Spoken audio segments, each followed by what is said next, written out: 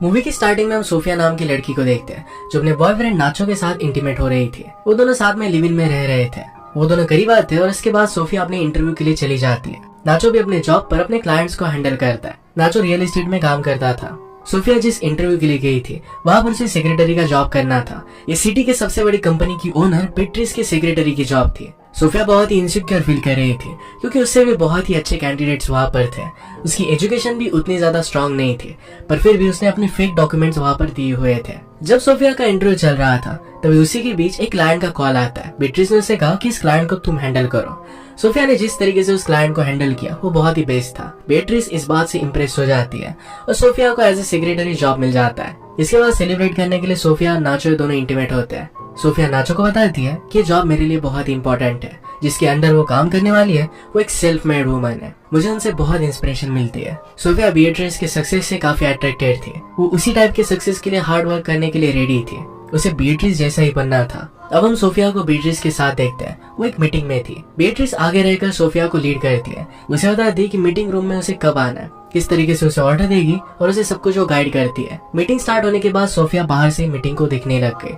Meeting बहुत ही ज्यादा long चलती है। रात हो चुकी थी और सोफिया फिर वहीं पर सो जाती है। मीटिंग खत्म होने के बाद बेट्रिस सोफिया के पास आई। सोफिया सोई हुई थी तो उसने उसका मोबाइल चेक किया। वो सोफिया के बॉयफ्रेंड की फोटो देखती है और फिर जल्दी से फोन रख देती है। इसके बाद उसने सोफिया को उठाया और उसे घर जाने के लिए कहा। रात में बेट्रिस एक रैंडम एस्कॉर्ट को कॉल करती है और उसके साथ इंटीमेट होती है। उसकी एज अब ज्यादा हो गई थी और इसी वजह से वो एफर्ट्स नहीं डालना चाहती थी। उसकी डिजायर कंप्लीट करने के लिए यही वो किया करती थी। जब वो रैंडम लड़का उसके पास आता है तो उसके साथ जब वो इंटीमेट हो रही थी तो बीच में ही रुक जाती है।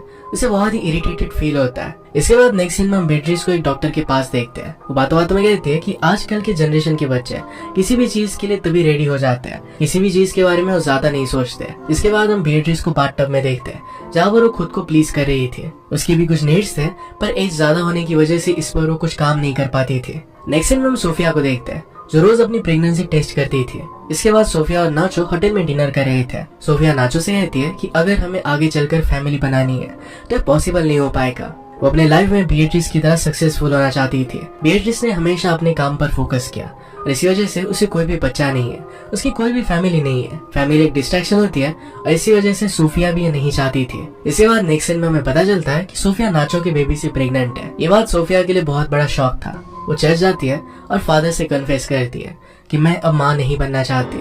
अपने अंदर पल रहे बच्चे को अबॉर्ट करने वाली थी। फादर ने सोफिया को समझाने की कोशिश की कि दुनिया में इससे बड़ा पाप नहीं हो सकता। सोफिया रोते हुए वहाँ से चली जाती है। नेक्स्ट सीन में बेट्रिस और सोफिया एक मीटिंग के लिए गए थे।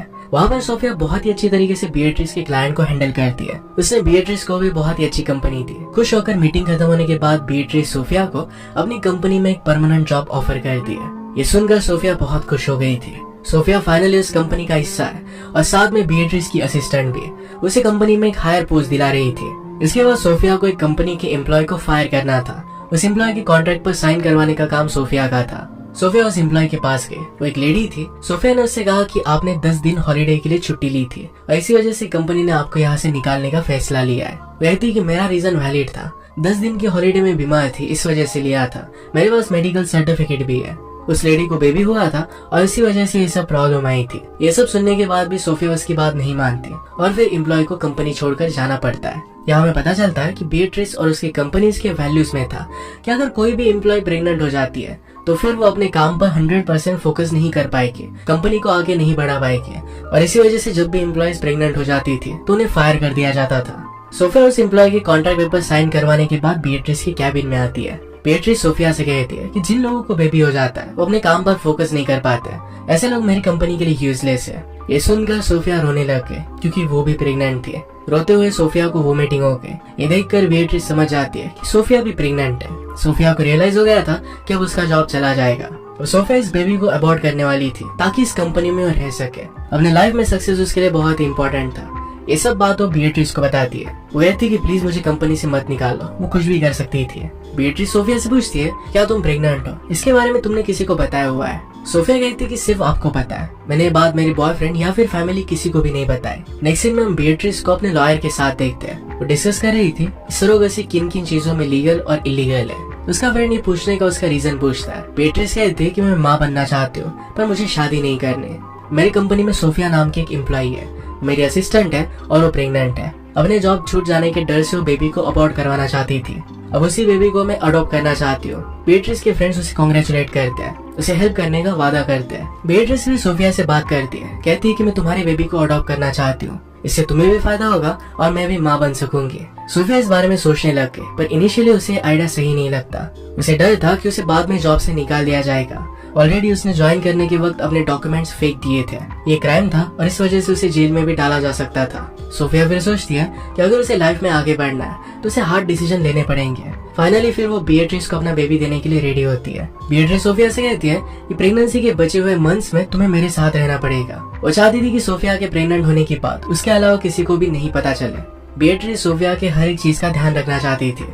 वो चाहती थी कि सोफिया को प्रेगनेंसी के वक्त सभी चीजें मिले, उसकी अच्छे से केयर हो। इसके लिए अब सोफिया को अपने बॉयफ्रेंड को छोड़कर जहाँ पर भी बीएट्रिस कहेगी वहाँ पर 6 मंथ्स के लिए जाकर रहना पड़ेगा। सोफिया इस बात के लिए मान जाती है और सरोगेट मदर के एग्रीमेंट पर साइन करती है।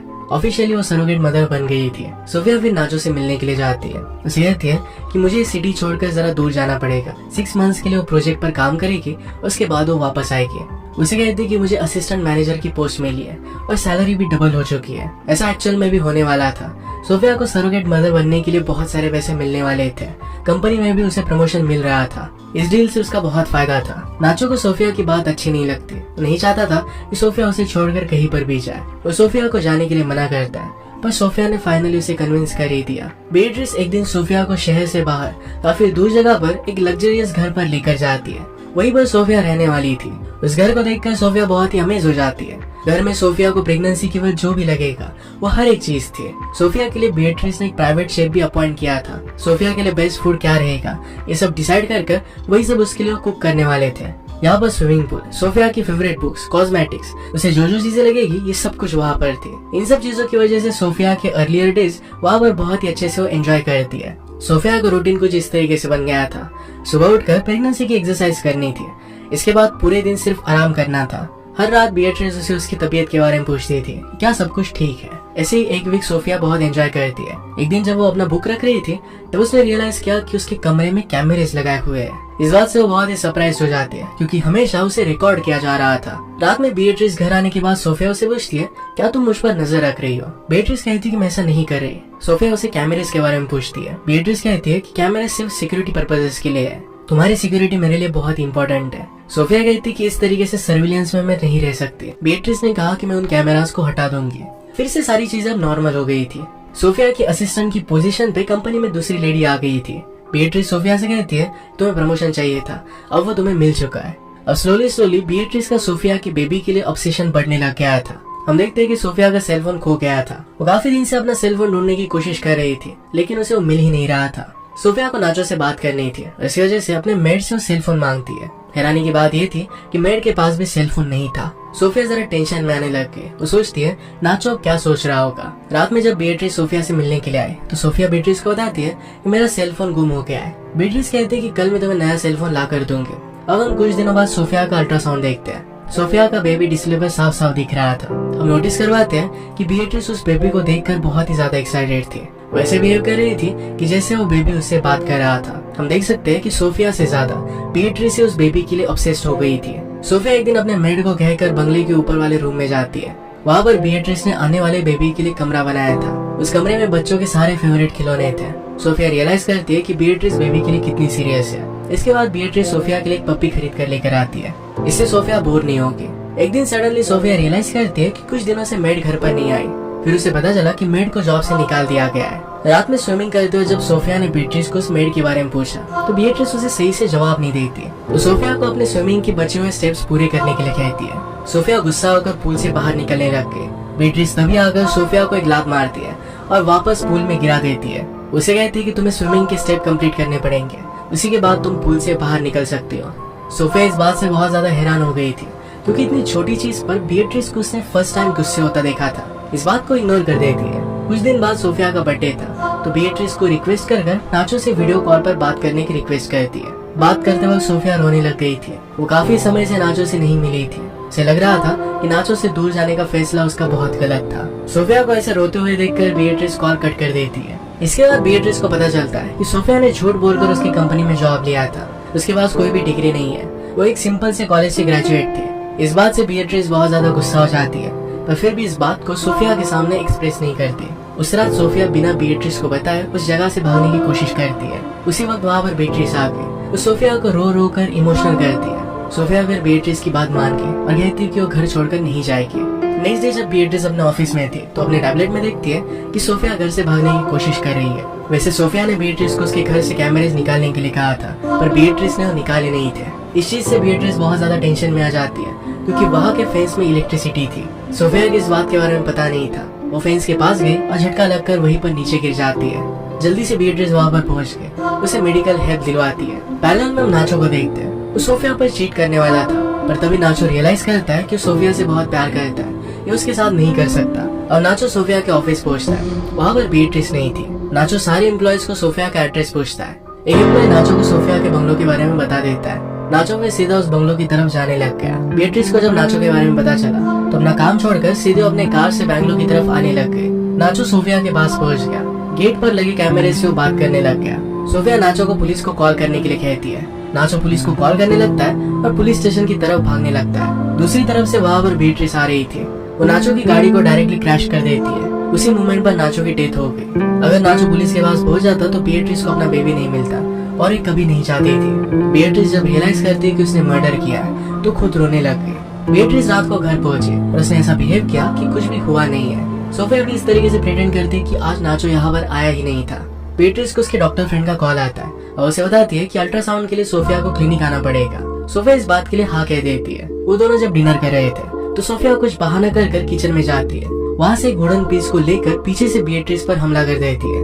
बीएट्रिस वहीं पर नीचे गिर गई। जब बीएट्रिस अनकॉन्शियस थी तो सोफिया ने बीएट्रिस को पूरी तरीके से पिलर से बांध दिया। सोफिया एक नोकीली चीज लेकर बीएट्रिस को बार बार चुभाने लगती है। उसे टॉर्चर करते हुए पूछती है कि नाचो कहाँ पर है। बीएट्रिस उसे सच नहीं बताती है। सोफिया फिर नहाने के लिए चली गई और बीएट्रिस को वहीं पर वो बांध कर चली गई। बीएट्रिस सोफिया से पानी मांगती है, पर सोफिया उसे पानी भी नहीं देती। नेक्स्ट डे सोफिया बीएट्रिस के पास आकर उससे पूछती है कि पैसे कहाँ पर है। उसने उससे लॉकर का पासवर्ड पूछा। सोफिया भी इस लॉकर से पैसे निकाल लेती है। पैसे ले जाते हुए सोफिया ने बीएट्रिस से कहा कि अगर तुम मेरे पीछे आई तो तुमने जो मुझसे कॉन्ट्रैक्ट साइन करवाया था इसके बारे में मैं सबको बता दूंगी। इससे तुम्हारी बहुत बदनामी होगी। इसके बाद सोफिया वहाँ से अपने पपी मैक्स को लेकर चली जाती है। तो पीछे से बीएट्रिस आके सोफिया पर अटैक कर देती है। वो दोनों एक दूसरे से फाइट करने लग गए, पर तभी सोफिया ने एक सीजर से बीएट्रिस के पेट में स्टैब कर दिया।